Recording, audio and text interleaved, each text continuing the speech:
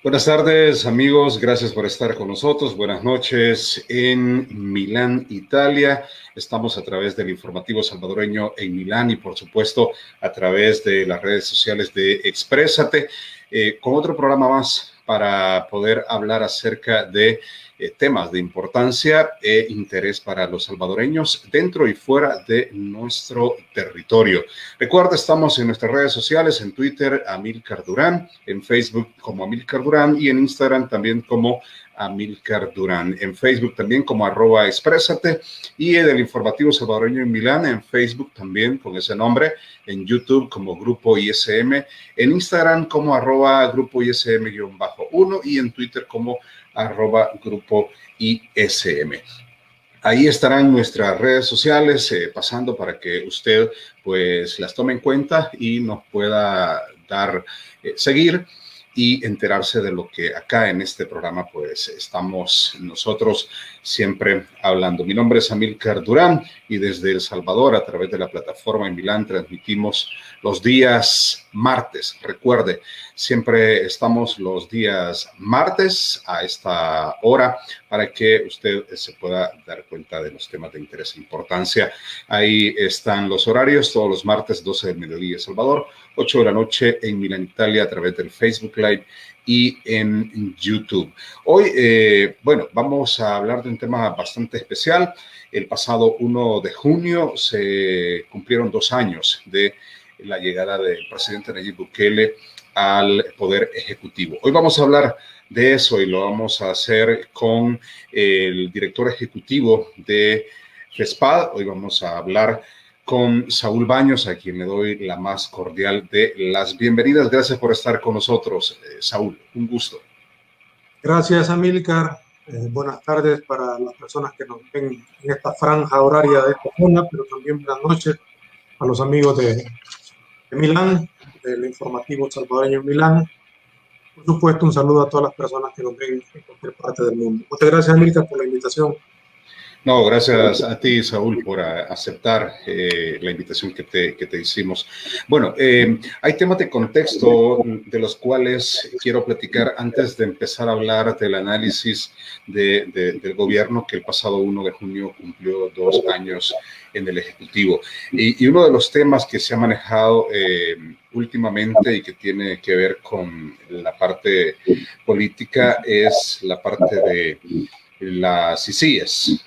Las CICIES que al principio el presidente Nayib Bukele dijo que iba a ser creada como un instrumento anticorrupción en el país, pero que luego, pues, después de haber firmado un convenio con la Fiscalía General de la República, y a raíz de el anuncio de que el exalcalde de San Salvador, Ernesto Mason, pasaba a formar parte de los asesores de la OEA, pues el presidente anuncia que ese convenio quedaba cancelado.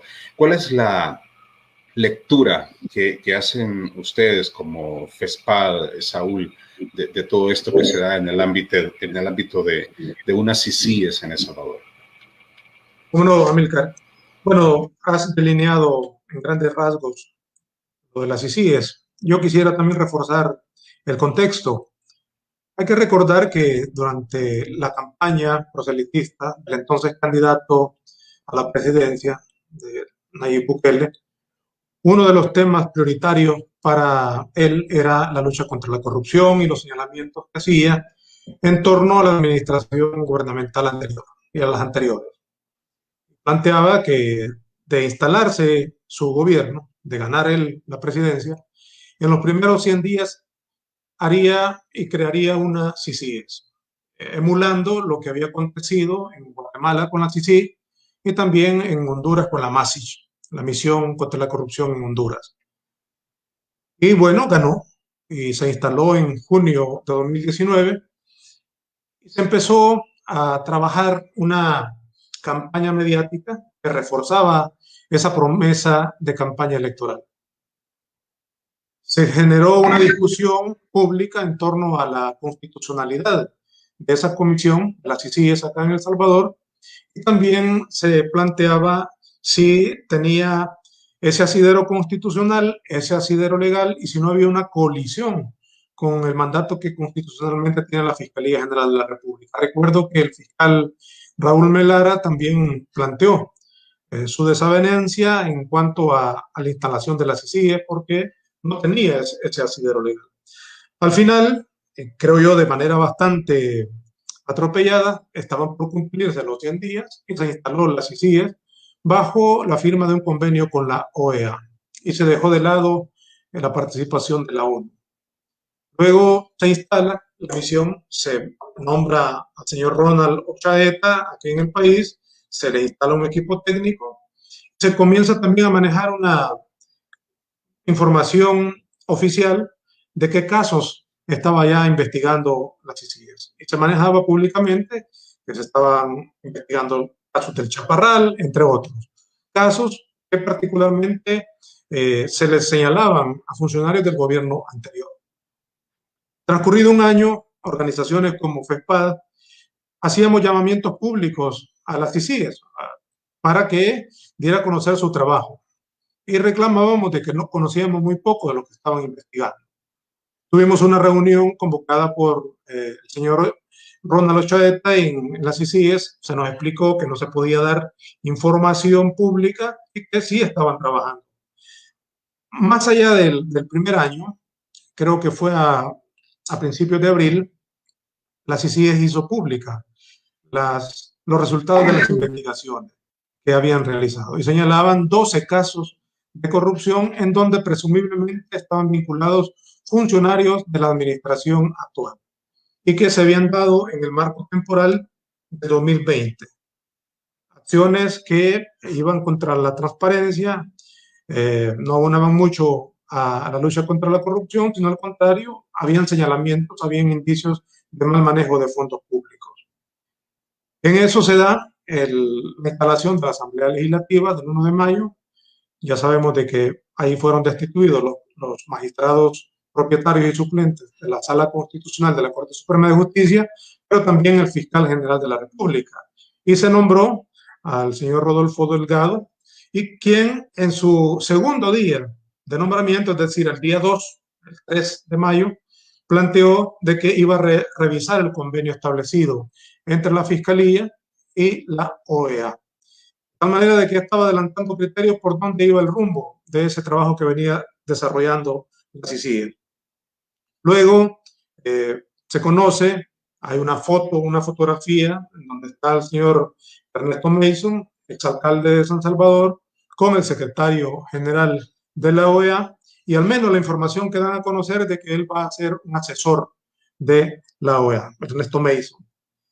Al día siguiente aparece el fiscal actual, y desconoce ese convenio y dice que no van a seguir con este procedimiento porque señala que la Secretaría General de la OEA está teniendo o va a tener una protección para el señor Ernesto Mason.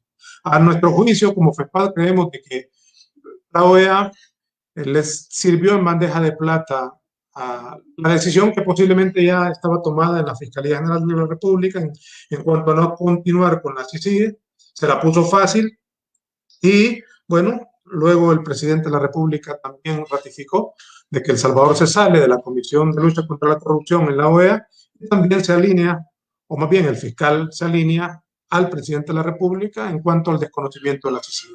Creemos que se pierde una oportunidad de luchar contra la corrupción acá en el país, pero también consideramos como FESPAD que la CICIG es necesaria, pero para conocer actos de corrupción, al menos esos 12 casos que la CICIG ha informado a la Fiscalía, se deben de seguir conociendo. La Fiscalía tiene facultades legales, constitucionales, para seguir con la lucha contra la corrupción, no solo en esos 12 casos, sino en otros que presumiblemente puedan existir.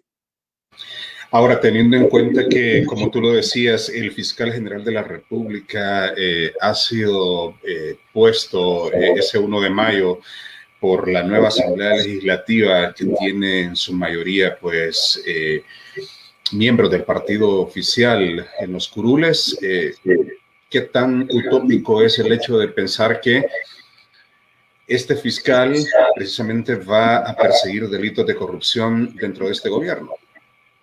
Bueno, antes Amílcar, quisiera hacer una acotación.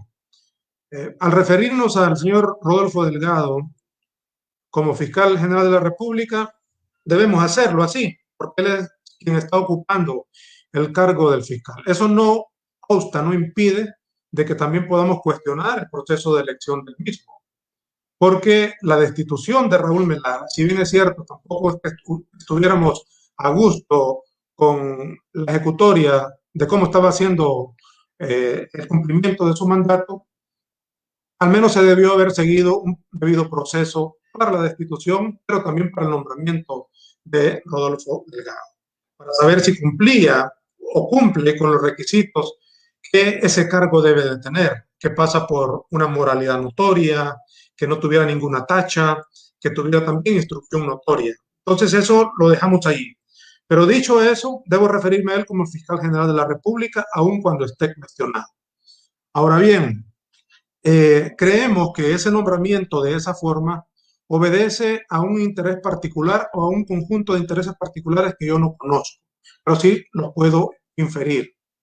Resulta de que en este caso de las CICIES vemos de que hay una alineación a un discurso oficial del Ejecutivo en cuanto a no seguir apoyando ese convenio que el anterior fiscal estableció con la OEA y que ya estaba dando algunos resultados positivos. El hecho de que también la comunicación que fue liberada ayer por la OEA en cuanto a contradecir, a contravertir los argumentos que tanto el fiscal general de la República como el presidente de la República ha manifestado, es una cosa que hay que ponerle atención. Yo invitaría a las personas que nos están viendo, que nos están escuchando, que lean ese documento, esa comunicación de la OEA. Plantean, entre algunas cosas, de que el gobierno les estaba conminando a que se investigaran casos que eran atribuibles a funcionarios de administraciones gubernamentales anteriores y obviando o pretendiendo que se omitiera investigaciones a funcionarios de la administración actual. Eso creo que es contraproducente para los intereses del país. Por otro lado, creo que el fiscal tiene poco tiempo de estar en el cargo, un poco más de un mes, pero hay que estar pendientes de la política de persecución penal, que es una de las funciones principales de la Fiscalía General de la República.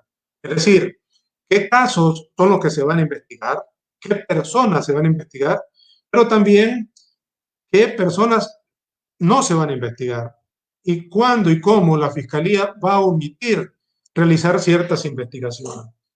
Y en este mes, que es poco tiempo para estar juzgando la labor de la Fiscalía, ya tenemos algunos elementos que nos permiten presumir por dónde puede ir la persecución penal de la Fiscalía y la omisión de la Fiscalía.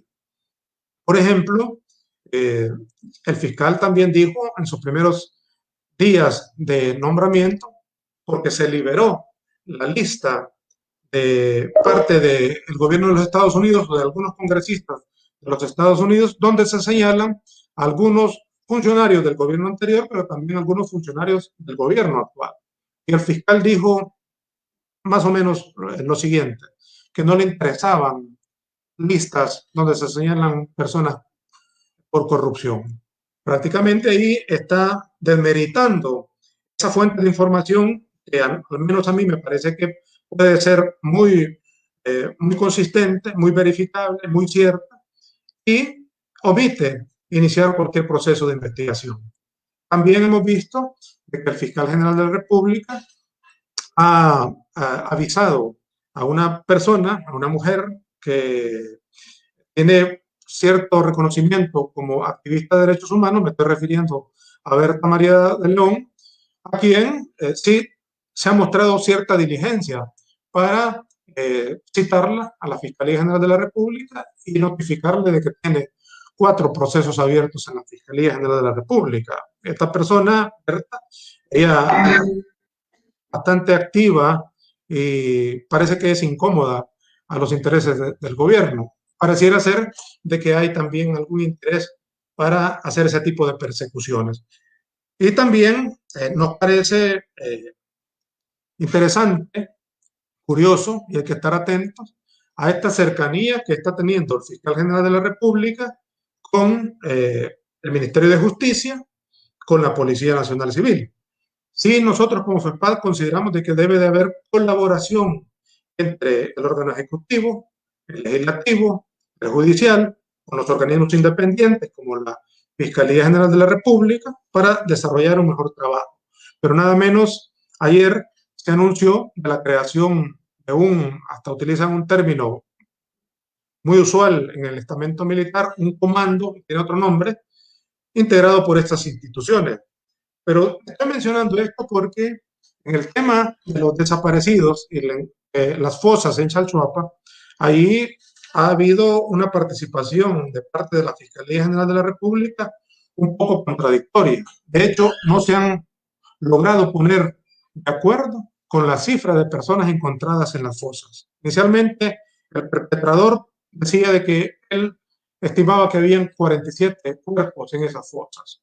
Después, el experto en criminología forense, el señor Tica, el ingeniero Ticas, dijo que había una cantidad cercana a ese número que había dicho el victimario. Pero ahora vemos que la Policía Nacional Civil, el ministro de Justicia, maneja que son 18 personas las que presumiblemente estaban ahí en esa foto. Pero la Fiscalía, por su parte, y esto lo ha dicho el fiscal general de la República, dice que son 16. Es decir, que hay contradicciones bastante razonables o irrazonables, ¿verdad? Que nos dan pie a pensar de que las investigaciones que se están desarrollando, el trabajo de la atención a la política criminal por parte de la Fiscalía, está dejando mucho, mucho que desear. Creemos de que el fiscal general de la República debería de ser cierto en sus declaraciones, pero no solo en sus declaraciones, sino en la independencia que debe de tener y también como organismo de control hacia las actuaciones de funcionarios de otros órganos del Estado es fundamental para que el rumbo del país vaya en sintonía y en búsqueda del bien común y sobre todo del cumplimiento de la búsqueda y la protección de los intereses de los particulares y del Estado, que es lo que determina la Constitución para la Fiscalía General de la República. Saúl, el pasado 1 de junio, el presidente de la República llegó a la Asamblea Legislativa a rendir el informe de los 2 años de gobierno y me llamó la atención que dentro de su discurso habló de desmontar el aparato biológico en nuestro país. Luego, un par de días, la Asamblea Legislativa, a través de dispensa de trámite, pasan reformas a la parte en cómo se elegían las juntas directivas en las diferentes autónomas y semiautónomas. Esto es parte de todo lo que estamos hablando en este momento, de poder acaparar todo el poder para poder enrumbarlo precisamente en un beneficio hacia un grupo específico. Bueno, en relación a los conceptos que suele utilizar el presidente, en este caso, en su discurso, en el marco de los 2 años de su administración de gobierno, utilizó esto, ¿no? De que ahora van por el aparato ideológico, ¿no? Ya antes había utilizado otro concepto que decía que los enemigos del gobierno estaban internamente, lo que llamaba enemigos internos. Pero son conceptos bastante vagos, ¿no? Porque no se sabe a quiénes incluye en esos conceptos. Pero puede uno imaginar a quiénes se está refiriendo. Ya antes se ha referido también a organismos de fachada, a organizaciones de abogados o pseudoabogados. También se ha referido a organizaciones de sociedad civil, a organizaciones sociales. Ha hecho alusiones particulares con nombre y apellido de personas naturales como también de organizaciones sociales. Y como tú lo decías, también más adelante se tomó una acción en la Asamblea Legislativa para reformar el andamiaje jurídico que tiene que ver con las autónomas del país, que suman más de 20. Aquí quiero hacer una acotación también, Amílcar, en cuanto a que nosotros como FEPAD veníamos señalando en los gobiernos anteriores, en los gobiernos de Arena, pero también en los gobiernos del FMLN, en cuanto a que la forma en que se diseñaban las políticas públicas acá en el país no cumplían con los requisitos de participación ciudadana y a las organizaciones sociales se les daba muy poca participación en cómo se estaban formulando las políticas públicas. También recuerdo de que habían encuentros empresariales de la CENADE, el Encuentro Nacional de la Empresa Privada, que eran lideradas por la ANEP. Y la ANEP ciertamente ha tenido una participación amplia en las autónomas, en la representación de las autónomas. Y no solo en las autónomas, sino que también en los organismos tripartitos que tienen que ver con las decisiones que se toman en materia laboral acá en el país a través del Consejo Superior del Trabajo, el Consejo Nacional del Salario Mínimo, que es el que decide cuándo y cómo se aumenta el salario mínimo, y que siempre ha habido oposición de la empresa privada, particularmente de la ANEP, por mejorar las condiciones laborales de los trabajadores y trabajadoras. Y también en el tema de la formación profesional a través del INSAFOR, que ha sido una entidad que ha estado bajo el dominio de ciertos grupos empresariales vinculados a la ANEP. Entonces, eso está ahí. Digamos que por ese lado podría verse que es positivo el hecho de que se amplíe la participación del sector empresarial más allá de la ANEP.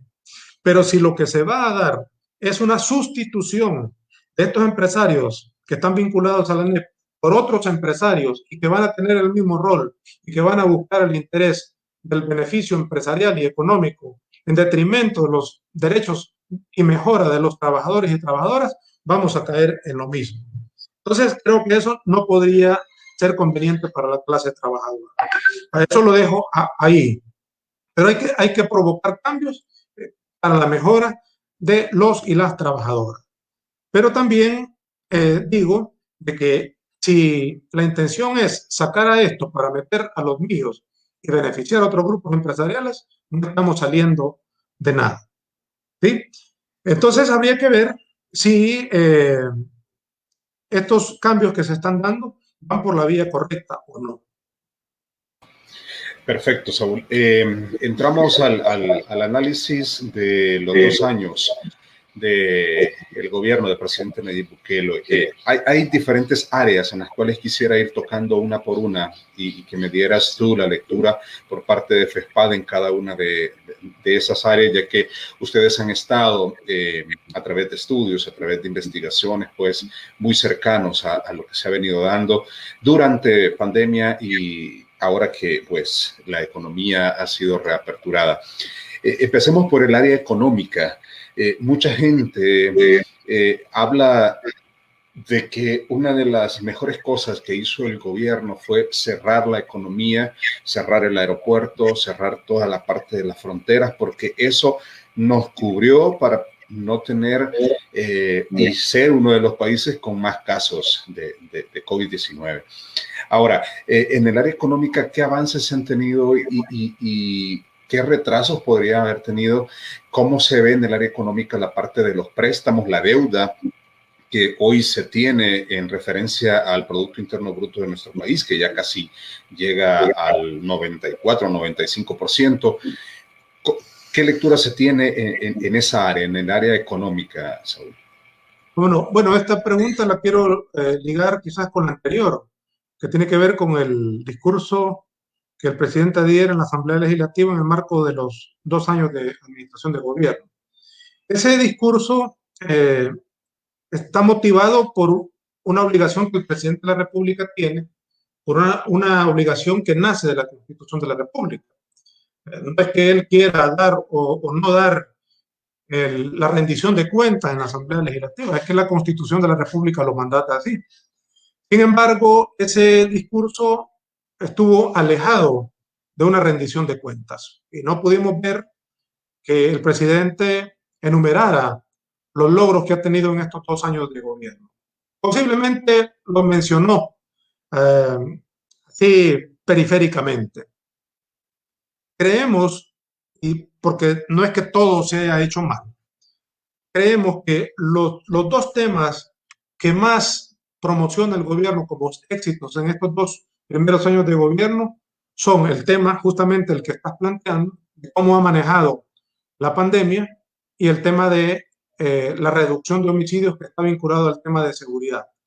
Pero también esos dos temas, por supuesto, que son controvertibles y objetables. Y aquí voy a tratar de dar nuestro enfoque de cómo estamos viendo estos dos temas que el gobierno plantea que los ha manejado muy bien. En el tema de la pandemia, ciertamente hay números que han sido producto de la gestión que se ha tenido de la pandemia COVID acá en el país, que son comparables con otros países de la región. Y creemos que cuando uno compara esos números, El Salvador está en mejores condiciones que otros países, tanto por el tratamiento, el número de enfermos, el número de pruebas PCR que se realizan, los medicamentos que se proporcionaron, el tema de la vacunación, el número de personas fallecidas, entre otros. Eso está bien, pero acá también está pasando de que se quiere justificar el fin, no importando los medios. Y cuando nos vamos a analizar los medios, ahí vemos que sí hay serios problemas y algunas cosas que señalar. Por ejemplo, El Salvador no había tenido un estado de excepción, un régimen de excepción, que yo recuerde, en la historia moderna, después de la firma de los acuerdos de paz, no lo había habido. Y también, a la par de los estados, del estado de excepción que duró 30 días en 2020, se dieron declaratorias de emergencia nacional. Y eso permitió un manejo muy discrecional de recursos de fondos públicos acá en el país. Y hay una negativa de rendición de cuentas. Entonces, ese medio que ha sido mal administrado, mal gestionado y con una negativa de rendición de cuentas, les ha ocasionado serios señalamientos de actos poco transparentes en el manejo de los recursos, que han sido muchos. Además, no se sabe cuántos recursos son. Y esto lo vinculo también a los 12 casos que la CICIES rindió como informe a la Fiscalía General de la República. Esto también lo vinculo a que ha habido declaratorias de reserva de información de la compra de medicamentos, compra de alimentos, que son millones de dólares, muchos millones de dólares. Incluso la compra de las laptops que se han repartido posterior, ya esto más en 2021, a estudiantes del sistema público de educación, también ha sido declarado como reservado. Es decir, que hay una sistemática intención de ocultar información a la población. La pregunta es ¿por qué esa negativa? ¿Por qué esa negativa? Entonces, digo yo, que hay un fin que se da como positivo, pero hay medios muy cuestionados. Otro medio muy cuestionado fue la violación sistemática de derechos fundamentales de las personas. Acordémonos de las personas salvadoreñas que estaban fuera, que la pandemia, la declaratoria de la pandemia y el cierre del aeropuerto les impidió ingresar al país. Pasaron muchos días fuera. La Sala Constitucional reguló eso, le ordenó al gobierno que buscara los mecanismos precisos e idóneos para que se pudieran incorporar al país. También las personas que fueron privadas de su libertad, un derecho fundamental, la libertad, y que de manera arbitraria fueron confinados en centros de contención en condiciones infrahumanas y respetándoles una serie de derechos. Y estando ahí, uno, la captura y la retención arbitraria, el término de la retención arbitraria, las condiciones arbitrarias en las que estaban, la militarización de esos centros de contención y presentamos muchos habeas corpus. La Sala Constitucional también dio orden al gobierno para que se liberaran estas personas y no se liberó. Otro medio cuestionado. Entonces, el fin, digo y repito, puede ser positivo, pero hay una serie de hechos que están ahí y que fueron sumamente cuestionados. Ahora, el otro tema que el gobierno plantea como positivo, la reducción de homicidios. Ciertamente hay una concreción, creo que verificable, de disminución de homicidios. 2015, el pico más alto. Había una relación de 103 homicidios por cada 100.000 personas salvadoreñas. Después hay una reducción bastante sensible hasta que llegamos a la nueva administración de gobierno, en donde se nos plantea que el plan control territorial está dando algunos resultados positivos, se están dando algunas cifras de reducción de homicidios, está la reducción, no creemos de que solo sea el resultado del plan control territorial, porque hay un problema al cual no saben dar respuesta, que tiene que ver con las personas desaparecidas acá en el país. 2019, 2020, hay una reducción sustancial de personas asesinadas, pero está superada esa cifra por las personas desaparecidas. Hay un tema transversal en ese sentido, Saúl, y que aparece constantemente, es el hecho de negociaciones con pandillas. Se habla de negociaciones con pandillas de gobiernos anteriores y también de este gobierno que estaría incidiendo precisamente en esa reducción de homicidios. Hay una fuerte especulación, una fuerte inferencia que dice que hay una negociación, que hay cierto acuerdo con grupos pandilleriles para la reducción de los homicidios. Y creemos que esa tesis cobra fuerza, en el sentido de que tampoco es cierto que la eficiencia del plan control territorial esté dando esos resultados. Y por lo tanto, nosotros como FESPAD no podemos aseverarlo ni demostrarlo, pero sí podemos inferir de que bajo la reducción de los homicidios posiblemente haya algún acuerdo con grupos delincuenciales. Eso está ahí. Pero decía también que hay un problema, de que está el problema de las personas desaparecidas. Y ese problema el gobierno no lo quiere reconocer y por lo tanto no está tomando ninguna acción eficiente, efectiva, oportuna para atender el tema de las desapariciones. Es más, lo está negando. Lo está negando y lo niega aun cuando aparecen casos como el de Chalchuapa. Lo niega aun cuando los mismos familiares están día a día denunciando desaparición de familiares. También hay otro tema que está dentro del tema de seguridad, el tema de los centros penales, que muy poco se habla acá, y que hay serias diferencias de las estadísticas que se han traído. FEPAD viene registrando, por ejemplo, el tema del hacinamiento carcelario. Aquí, algunos centros penitenciarios han tenido hasta cerca del 400% de hacinamiento carcelario. Pero el ministro de Seguridad recientemente acaba de decir que el hacinamiento anda alrededor del 8% acá en el país. Entonces uno se pregunta, ¿cómo es posible que esa reducción ha sido tan drástica? Porque la reducción del hacinamiento carcelario acá solo se puede dar de dos formas. Uno es a través de la construcción de más centros penales, es decir, aumentar el número de metros cuadrados en relación al número de personas privadas de libertad, pero eso no ha pasado, porque lo que ha pasado acá, nada menos ayer, se anunció que se están demoliendo algunos centros penales acá en el país. Es decir, que lejos de ampliar el número de metros cuadrados para albergar a personas privadas de libertad, se está reduciendo y por lógica se reduce y se aumenta el hacinamiento carcelario. Y por otro lado, otra forma de reducir el hacinamiento es que opere efectivamente los beneficios penitenciarios que están contenidos en la ley penitenciaria y su reglamento, que tiene que ver con el cumplimiento de penas de los privados de libertad. Pero que nosotros sepamos, eso tampoco se ha dado, porque debe de seguirse un debido proceso en donde hay intervención de los jueces y juezas de vigilancia penitenciaria, por ejemplo. Entonces nos preguntamos, si eso no ha pasado, ¿cómo es posible que de un año para otro se esté hablando que se pasa a un 8% de hacinamiento carcelario?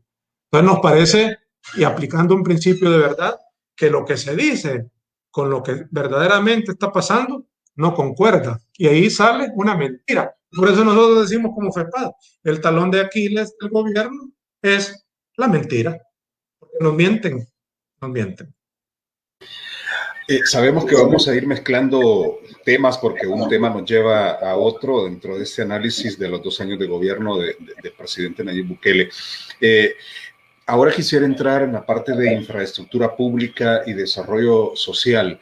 El presidente en su campaña prometió una serie de infraestructuras públicas que iban a traer desarrollo al país. De eso prometido, muy poco se ha visto durante estos 2 años. Se habló de un tren del Pacífico, se habló de, bueno, un hospital, por supuesto, a nivel centroamericano, el más grande. ¿Qué lectura tiene FESPAD en ese sentido, de la parte de la infraestructura pública y la parte del desarrollo social en ese ámbito? Sí, Amílcar, debo decir de que la COVID, bueno, impactó a todo el mundo, por supuesto El Salvador, y la atención a la COVID desvió la atención y quizás representa para esta administración de gobierno la oportunidad para decir que desvió su atención de política pública y atenerse a la atención de la COVID. Esa argumentación está ahí y es cierta, ¿no? Yo hago un parangón con lo que sucedió con los terremotos de 2001. Recordemos que estaba el presidente Francisco Flores, que tenía, si no mal recuerdo, su denominada propuesta de plan quinquenal, la nueva alianza, así se llamaba. Pero en eso vinieron los terremotos del 13 de enero, del 13 de febrero, y hasta él dijo que dejaba su plan de gobierno y se iba a dedicar a la reconstrucción del país.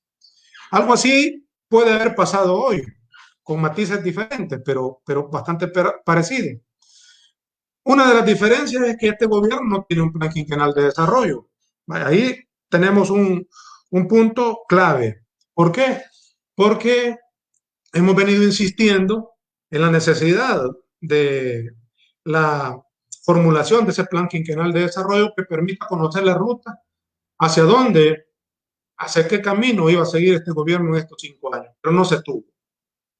De ahí también está la Ley de Desarrollo e Inclusión Social, que manda que un gobierno debe de tener en sus primeros 6 meses un plan social de desarrollo.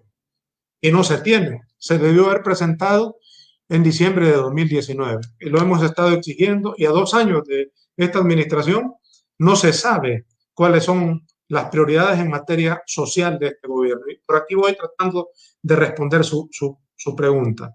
Porque en tema social estamos hablando no solo de infraestructura educacional, educativa, infraestructura de salud, ¿verdad? Hospitales, clínicas, los ecos que traían la administración anterior, el tema de los caminos rurales, caminos vecinales, la infraestructura vial, que es sumamente importante, la marítima, y la propuesta que usted ha retomado, el tren del Pacífico o los canales de conectividad que le ha llamado el gobierno.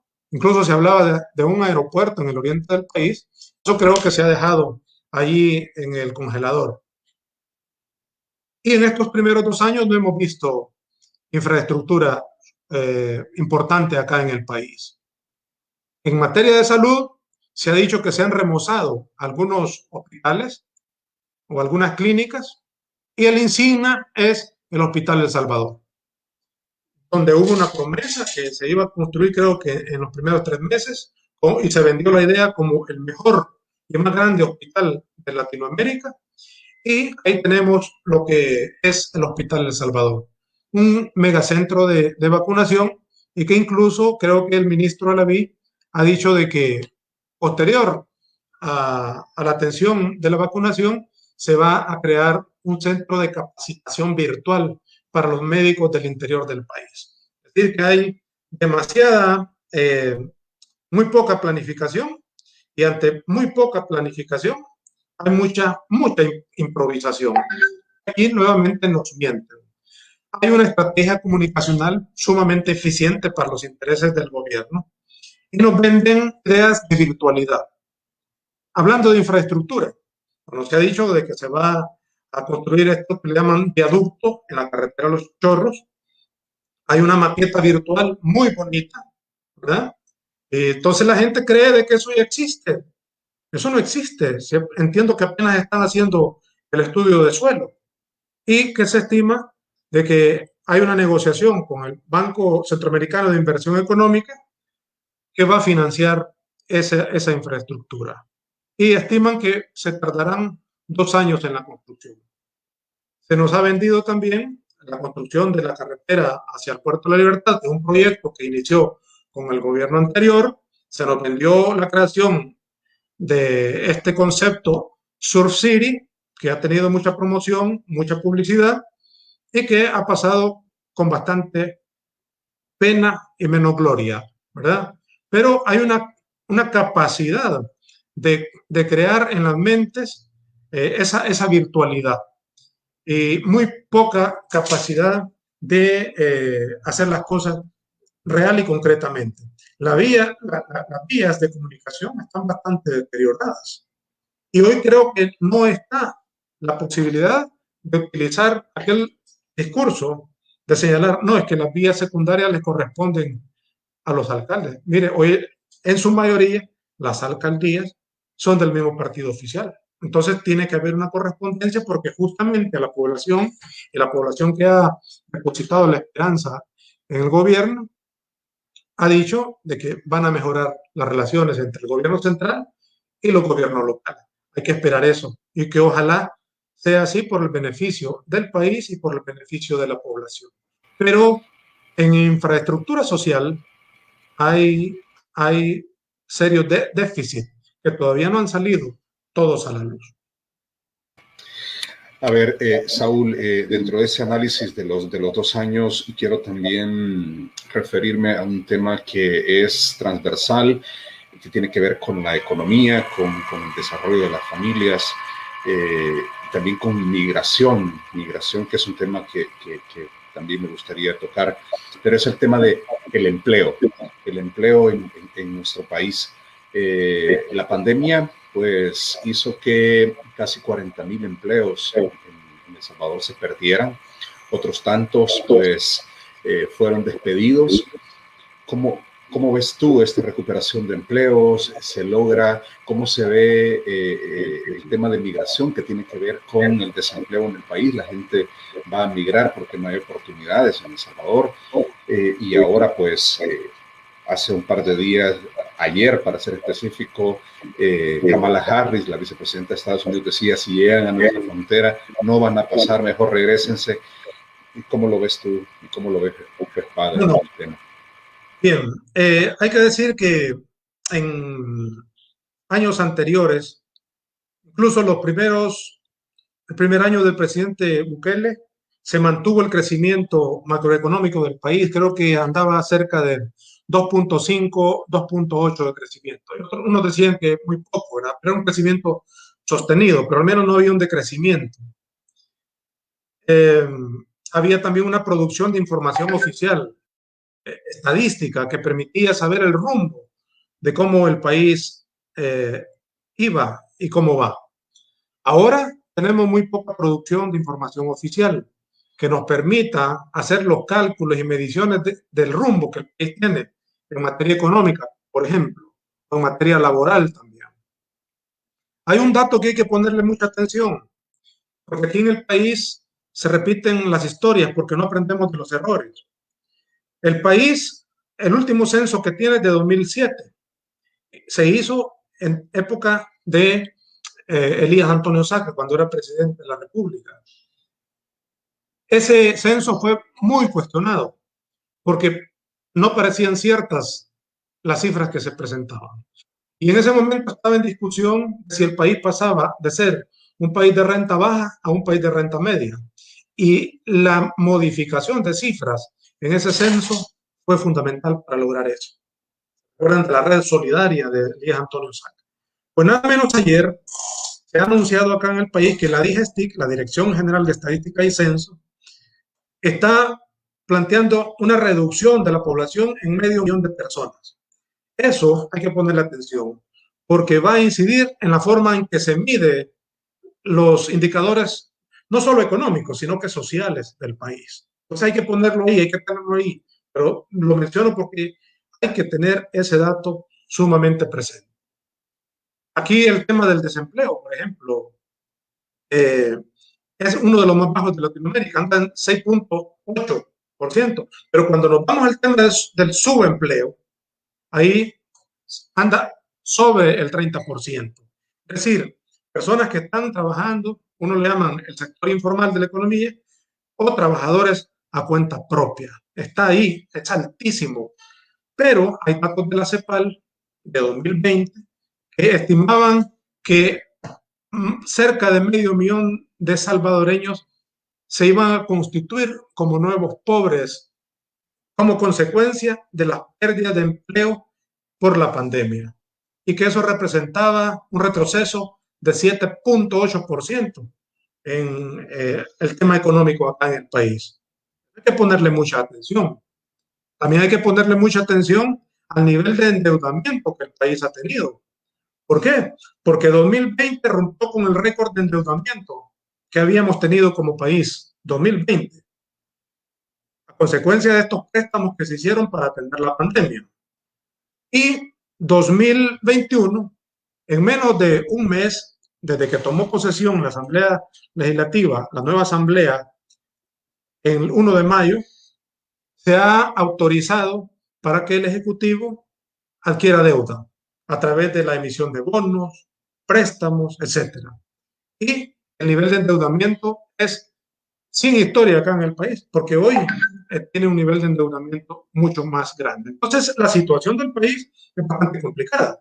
Ahora, si nos vamos al tema de la política de recaudación fiscal, que sigue siendo sumamente regresiva acá en el país y que viene en condicionamiento de los organismos multilaterales de crédito, como el Fondo Monetario Internacional, de aumentar el IVA, ese impuesto indirecto que afecta a toda la población salvadoreña, pero que hay una negativa de dar visos de progresión en recaudación fiscal, lucha contra la corrupción que no se tiene, evasión y elusión, que son dos problemas históricos acá en el país, el gobierno va a tener problemas para cerrar el año. Ya no le van a tampoco prestar.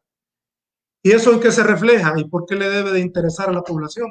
Mire, en que van a haber cierre de fuentes de trabajo. Y van a haber también cierres de fuentes de trabajo porque con estas decisiones que está tomando el gobierno y estos anuncios que hace, como la adopción de este Bitcoin, la moneda, genera inseguridad jurídica y no es atractivo para los inversores. Los inversores se van a invertir a otro país. Y si a esto también le agregamos que tiene un conflicto serio, mal manejado diplomáticamente con los Estados Unidos, en donde hay un número de salvadoreños bastante grande que envían una remesa acá en el país y que anualmente representa el 20% de la producción nacional, tenemos serios problemas también. Y eso viene también relacionado, Amílcar, a lo que me estabas planteando, el tema de migración. Porque si no hay condiciones de seguridad acá en el país, si no hay condiciones económicas acá en el país, es decir, si hay gente que quiere trabajar, busca empleo y no lo encuentra, una opción es migrar. Entonces, estamos teniendo también los condicionamientos de los Estados Unidos que están diciendo, miren, no salgan porque no van a pasar, no van a pasar. Están esas condiciones de endurecimiento, o también están estas noticias que están llegando de la no renovación del TPS. Las condiciones para los y las salvadoreñas se están volviendo bastante críticas. Entonces, no tenemos una vía que nos diga de que vamos por el camino correcto, sino que por el camino equivocado, que posiblemente todavía no esté dando los resultados en un futuro de seguir así pueda darse en negativa para toda la población. Quiero ir finalizando con un tema que me llama la atención y que ha sido una lucha por parte de FESPAD y las organizaciones de la sociedad civil, el tema de la reivindicación de los derechos de las clases excluidas por muchos años. El 1 de junio del año 2019, por la tarde, lo recuerdo yo, después de haber tomado posesión el presidente de la República, dio la orden de remover un rótulo que estaba en la brigada Domingo Monterrosa. Dijo, quiten ese rótulo porque eso significa toda la parte de la guerra, de todo. Pero luego, durante los años siguientes, no ha querido abrir los archivos militares que hablan acerca de las masacres que se dieron durante todos esos años. La lectura de FESPAD, que ha sido una de las instituciones que más han trabajado en este tema, Saúl. ¿Cómo no? Bueno, el tema de la justicia, la búsqueda de la verdad, la búsqueda de la reparación, el establecimiento de condiciones de no repetición, acá no se ha cumplido en el país. Ciertamente, Amílcar, como lo ha planteado, en sus primeros días de mandato, el presidente de la República generó cierta esperanza en las víctimas y familiares de víctimas que han venido clamando justicia por las atrocidades que se cometieron durante el conflicto armado. Eso del retiro del nombre de la tercera brigada de infantería en San Miguel, creo que generó alguna expectativa positiva, como también lo generó el haber recibido en casa presidencial a los representantes de la Asociación del Mozote, que son víctimas, familiares de víctimas, y les prometió que iba a atender sus demandas en búsqueda de justicia, de reparación, como lo he planteado.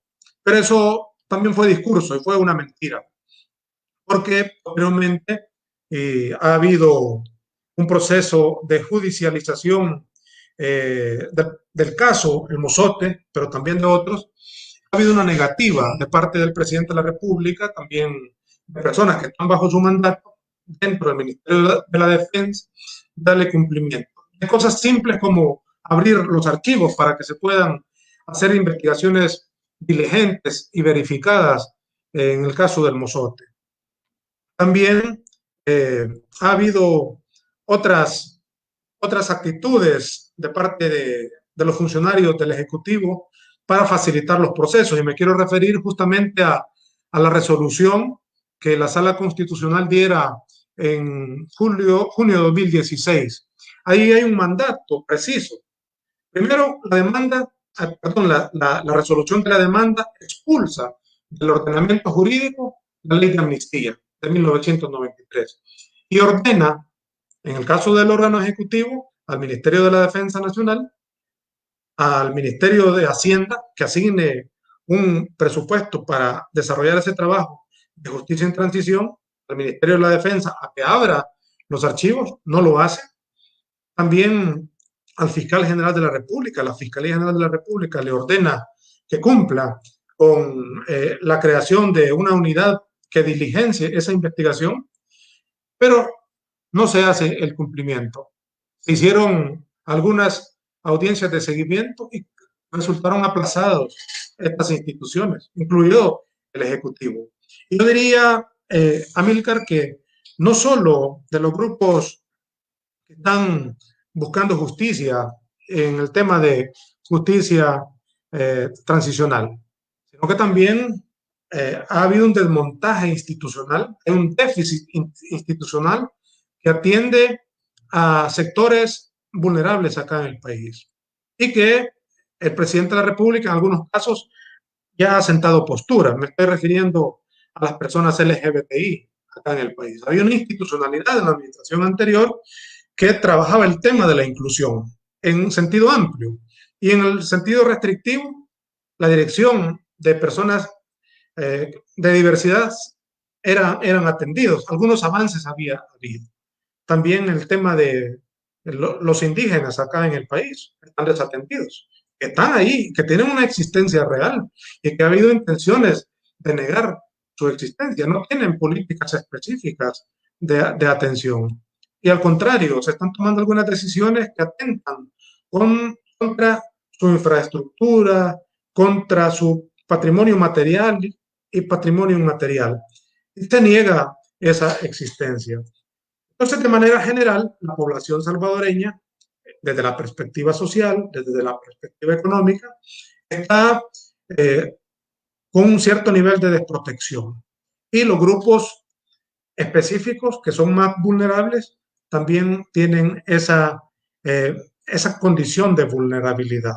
Nosotros como FESPAD consideramos de que un gobierno que llega al poder o toma el aparato público, en el aparato de gobierno, con un nivel de simpatía bastante grande, reflejado en el número de electores, respetando de manera, eh, digamos, bastante aceptable las reglas del régimen democrático.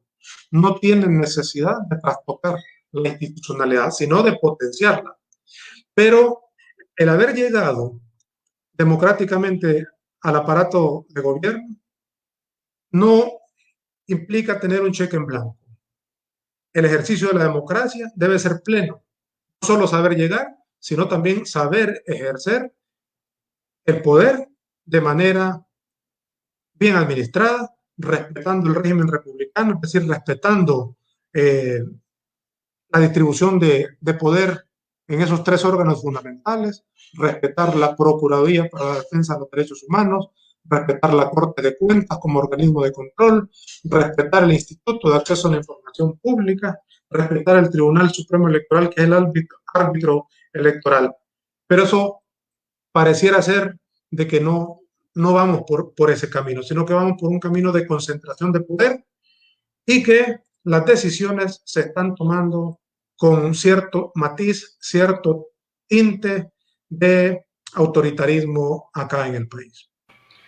Bueno, voy a finalizar leyendo comentarios que han llegado. Dice Eliseo Martínez: mis estimados, buen día. Yo creo que el haber quitado ese rótulo fue una estrategia de prever lo que sería futuro, para que no afectara lo que luego diría que la guerra civil en nuestro país fue una farsa, nos dice Eliseo Martínez.